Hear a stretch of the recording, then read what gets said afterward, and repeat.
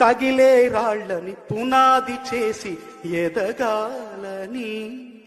తరిమే వాళ్ళని హితులుగా తలచి ముందుకెళ్ళాలని,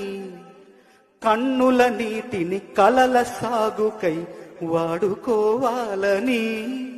కాల్చే నిప్పుని ప్రమిదగా మలచి కాంతి పంచాలని, గుండెతో ధైర్యం చెప్పెను, చూపుతో మార్గం చెప్పెను, అడుగుతో గమ్యం చెప్పెను, నేనున్నానని నీకేం కాదని, నిన్నటి రాతని మార్చేస్తానని, చీకటి